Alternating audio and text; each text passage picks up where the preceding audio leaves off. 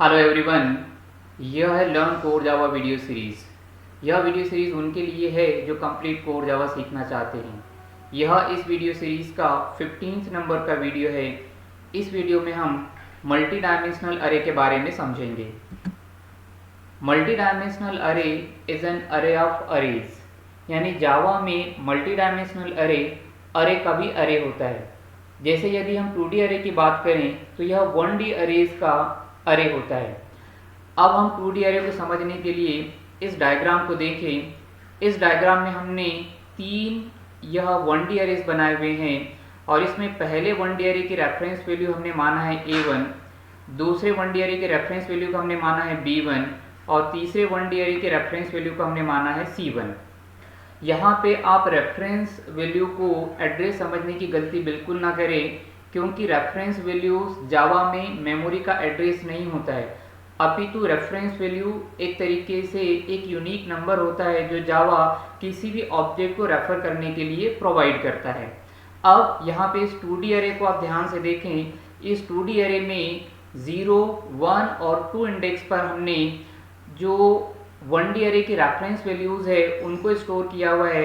0 पे पहले 1D अरे की रेफरेंस वैल्यू A1 स्टोर है, 1 इंडेक्स पे दूसरे 1D अरे के रेफरेंस वैल्यू B1 स्टोर है और 2 इंडेक्स पे तीसरे 1D अरे के रेफरेंस वैल्यू C1 स्टोर है। इस तरीके से हम कह सकते हैं कि जो 2D अरे है वह 1D अरे की रेफरेंस वैल्यू को स्टोर करता है। इस तरीके से 2D अरे 1D अरे का अरे हुआ। इसी तरीके से यदि हम 3D अरे की बात करें तो 3D अरे जो होगा वह 2D अरे का अरे होगा, यानी 3D अरे के अंदर आप 2D अरे की रेफरेंस वैल्यूज को स्टोर करोगे।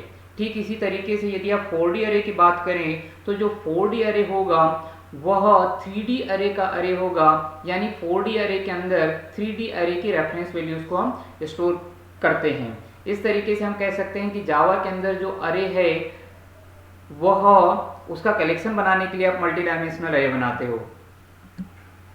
अब हम 2D अरे के डिक्लेरेशन की बात करें। 2D अरे के डिक्लेयर करने के लिए आप लिख सकते हो element type followed by variable name followed by 2 square brackets, या फिर आप लिख सकते हो element type followed by 2 square bracket and then variable, या फिर आप इस तरीके से भी लिख सकते हो element type square bracket variable followed by square bracket. यह तीनों ही वैलिड 2D अरे डिक्लेरेशन है। आप तीनों में से किसी एक तरीके को यूज कर सकते हो। नेक्स्ट हम बात करें 2D अरे के कंस्ट्रक्शन की। इसको क्रिएट करने के लिए आपको लिखना पड़ेगा 2D variable equal new element type square bracket में रोज और दूसरे स्क्वायर ब्रैकेट में कॉलम्स। यहाँ पे हमने जो फर्स्ट स्क्वायर ब्रैकेट में रो लिखा हुआ है इसका मतलब है कि आप 2D अरे के अंदर कितने 1D अरेज स्टोर करना चाहते हो। सो रो है number of 1D arrays in your 2D अरे। और जब हम कॉलम्स की बात करते हैं तो हर 1D अरे के अंदर कितने कितने एलिमेंट्स होंगे वह यहाँ कॉलम से डिनोट होता है। हालांकि जावा के अंदर कॉलम्स देना ऑप्शनल है, यदि आपकी रिक्वायरमेंट है तो आप इसको दें और नहीं है तो इसको छोड़ सकते हैं। अब हम एक प्रोग्राम से 2D अरे को समझने की कोशिश करें। इसके लिए जो हम प्रोग्राम बनाएंगे इस प्रोग्राम में हम दो 1D अरेज बनाएंगे और इन दोनों 1D अरेज के रेफरेंसेस को 2D अरे में स्टोर करेंगे। तो इसके लिए सबसे पहले आप एक demo.java फाइल बना लें। उस जावा फाइल में सबसे पहले क्लास डेमो डिक्लेयर करें। डेमो क्लास के अंदर पहले मेन मेथड डिफाइन करें। मेन मेथड डिफाइन करने के बाद में सबसे पहले मेन मेथड में एक 1D अरे इनिशियलाइज करें। इस 1D अरे को इनिशियलाइज करने के लिए आप लिखें int a square bracket equal curly bracket में 11, 12, 13। जब हम इस तरह 1D अरे को इनिशियलाइज करके बनाते हैं तो जावा हीप एरिया में 1D अरे के लिए मेमोरी इस तरीके से अलोकेट कर देता है और इस अलोकेटेड मेमोरी में 0 इंडेक्स पे जो गिवन वैल्यूज है 11, 1 इंडेक्स पे 12, 2 इंडेक्स पे 13, इस तरीके से वैल्यूज स्टोर हो जाती है। अब इस अलोकेटेड मेमोरी को जो कि 1D अरे है एक रेफरेंस वैल्यू दे दी जाएगी और वह है लेट अस सपोज A123। इस A123 रेफरेंस वैल्यू को फिर हमने A अरे वेरिएबल में स्टोर करवा दिया है। इस तरीके से हम कह सकते हैं कि अब ये जो ए वेरिएबल है 1D अरे का वेरिएबल, यह इस 1D अरे को रेफर कर रहा है। उसके बाद फिर से हम एक और 1D अरे को इनिशियलाइज करें और उसके लिए भी लिखें int b square bracket equal curly bracket में 21 कॉमा 22। यहाँ पे जिस तरीके से आपने 1D अरे को इनिशियलाइज किया हुआ है तो फिर से हीप एरिया में एक मेमोरी एलोकेट होगा और इस एलोकेटेड मेमोरी के 0 इंडेक्स पे 21, 1 इंडेक्स पे 22 स्टोर हो जाएगा। इसके बाद में इस मेमोरी को भी एक रेफरेंस वैल्यू दे दी जाएगी। लेटेस्ट सपोज वह रेफरेंस वैल्यू है B234। यह रेफरेंस वैल्यू फिर हमने B अरे वेरिएबल में स्टोर कर दिया है। इस तरीके से B अब इस दूसरे 1D अरे को रेफर करने लगा है। इसके बाद में हमने 2D अरे क्रिएट करने के लिए लिखा int call square bracket equal new int first square bracket में 2 और सेकंड स्क्वायर ब्रैकेट को हमने एम्प्टी छोड़ दिया है। यहाँ पे फर्स्ट स्क्वायर ब्रैकेट में हमने 2 लिखा हुआ है। जैसा मैंने पहले बताया हुआ है कि यहाँ पे हम रोज लिखते हैं, मतलब यहाँ पे हम लिखते हैं कि इस 2D अरे के अंदर कितने 1D अरेज आप स्टोर करना चाहते हो। तो यहाँ पे हमने लिखा है 2, मतलब यह जो 2D अरे हमने बनाया है यह 2 1D अरेज को स्टोर करेगा।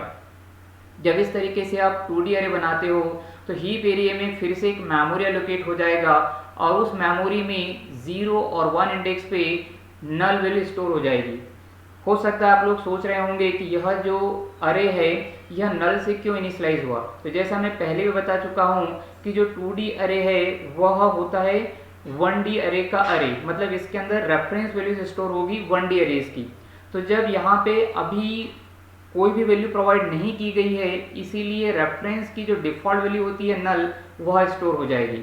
अब इस 2D अरे को भी एक रेफरेंस वैल्यू मिल गई। लेटेस्ट सपोज वह है D345। यह 2D अरे की रेफरेंस वैल्यू कॉल वेरिएबल में स्टोर हो जाएगी और कॉल वेरिएबल अब इस दूसरे जो हमने 2D अरे क्रिएट किया हुआ यहाँ पे इसको रेफर करने लग गया। नेक्स्ट स्टेप में हमने लिखा हुआ है कॉल 0 इक्वल ए, यानी हम a की रेफरेंस वैल्यू को कॉल के 0 इंडेक्स पे स्टोर कर रहे हैं। तो इस तरीके से a में जो रेफरेंस वैल्यू है A123 यह स्टोर हो जाएगी कॉल के 0 इंडेक्स पे और कॉल का जो 0 इंडेक्स है अब पहले 1D अरे को रेफर करने लगा है। इस तरीके से हमने दूसरा स्टेटमेंट लिखा हुआ है कॉल 1 इक्वल b। तो यहाँ पे भी b के अंदर जो रेफरेंस वैल्यू है B234 वह कॉल के 1 इंडेक्स पे स्टोर हो जाएगी। मतलब कह सकते हैं कि कॉल का जो 1 इंडेक्स है अब दूसरे अरे की मेमोरी को रेफर करने लग गया है। नाउ यहाँ पे अब हमने देखा कि हमने 2D अरे के अंदर जो है वह 1D अरे की रेफरेंस वैल्यू को स्टोर किया हुआ है। इस तरीके से जो 2D अरे होता है वह 1D अरे का भी अरे होता है। ना यदि हम इंडेक्सिंग की बात करें तो यहाँ पे सपोज ये जो 11 नंबर स्टोर है इसकी यदि हम इंडेक्सिंग की बात करें तो यह जो पहला अरे है वह कॉल के 0 इंडेक्स पे है और फिर 0 इंडेक्स इसको रेफर कर रहा है और 11 जो है इस 1D अरे में 0 पे है। तो 11 की जो इंडेक्सिंग होगी वो होगी 0 0। इसी तरीके से 12 की जो इंडेक्सिंग होगी वह होगी 0 1। 13 की जो इंडेक्सिंग होगी वह होगी 0 2।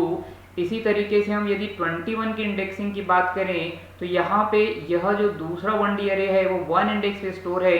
तो 21 की इंडेक्सिंग होगी 1 और फिर यहाँ पे 0 तो 1 0। फिर 22 की इंडेक्सिंग की यदि हम बात करें तो वह है 1 1। तो यदि इन एलिमेंट्स को हमें शो करवाना है तो हमें 2 फॉर लूप को यूज़ करना पड़ेगा। तो उसके लिए हमें कुछ इस तरीके से लिखना पड़ेगा। सबसे पहले फॉर लूप को लिखें for int I equal 0 semicolon I less than call dot length semicolon I plus plus. यहाँ पे हमने I less than call dot length लिखा है। जैसा मैं पहले भी बता चुका हूँ कि लेंथ जो है वह अरे की प्री डिफाइंड एक तरीके से फील्ड है और इसमें अरे की लेंथ स्टोर होती है। यहाँ पे 2D अरे बनाते समय मैंने रो की जगह लिखा हुआ है 2। तो यहाँ पे कॉल डॉट लेंथ जो है वह 2 है जो हमने यहाँ पर लिखा हुआ है। नेक्स्ट अगला फॉर लूप हमने लिखा for int j equal 0 j less than col I dot length then j plus plus. यहाँ पे हमने लिखा हुआ है कॉल I डॉट लेंथ। जब I की वैल्यू 0 होगी तो यह हो जाएगा कॉल 0 डॉट लेंथ और कॉल 0 जो है वह है a, मतलब ये हो जाएगा a डॉट लेंथ। मतलब a के अंदर जितने एलिमेंट्स है उतनी बार इनर लूप चलेगा। नेक्स्ट टाइम जब I की वैल्यू 1 हो जाएगी तो यह बनेगा कॉल 1 डॉट लेंथ। और कॉल 1 के ऊपर है बी, तो बी की जितनी लेंथ है, बी के अंदर जितने एलिमेंट्स है उतनी बारी है इनर लूप चलेगा। अब इस इनर लूप में हमने लिखा system.out.print call ij, then space हमने यहाँ पे अपेंड कर दिया, फिर इनर लूप के बाहर हमने system.out.println में सिर्फ डबल कोट दिया हुआ है सो दैट हम पहले अरे एलिमेंट प्रिंट करने के बाद में नेक्स्ट लाइन पर जा सके। इस तरीके से इस प्रोग्राम को आप जावा से कमांड देके जब आप कंपाइल करोगे और फिर जावा कमांड देके रन करोगे तो आपको आउटपुट मिल जाएगा 11, 12, 13 एंड नेक्स्ट लाइन में 21, 22। इस तरीके से इस वीडियो में हमने मल्टी डायमेंशनल अरे के बारे में समझा। कोर जावा के अन्य टॉपिक्स को समझने के लिए आप इस learn core Java video series के अन्य वीडियोस को भी देखें। Thanks for watching this video.